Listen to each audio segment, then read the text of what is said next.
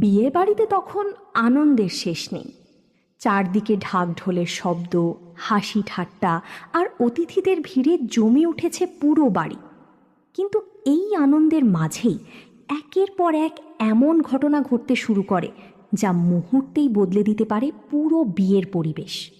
বরপক্ষ গেটের সামনে আসতেই 1,00,000 টাকা গেট ভাড়ার কথা শুনে শুরু হয় তর্ক বিতর্ক।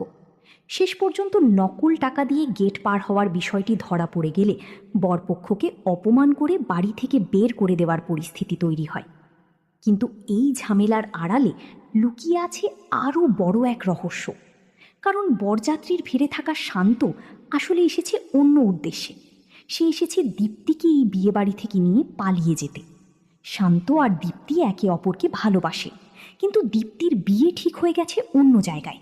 তাই সময় যতই এগিয়ে আসছে ততই বাড়ছে তাদের চিন্তা। শান্ত সুযোগের অপেক্ষায় থাকে, আর দীপ্তিও মনে মনে প্রস্তুতি নেয় সব কিছু ছেড়ে শান্তর সঙ্গে চলে যাবে। কিন্তু হঠাৎ দীপ্তির চোখে পড়ে তার বাবার মুখ। মেয়ের বিয়েতে বাবার আনন্দ, সবার সামনে মেয়েকে নিয়ে তার গর্ব, এইসব দেখে দীপ্তির মনটা ভেঙে যায়। সে বুঝতে পারে নিজের ভালোবাসার জন্য যদি আজ সে পালিয়ে যায় তাহলে তার পরিবারের মুখে চিরদিনের জন্য কালি লেগে যাবে।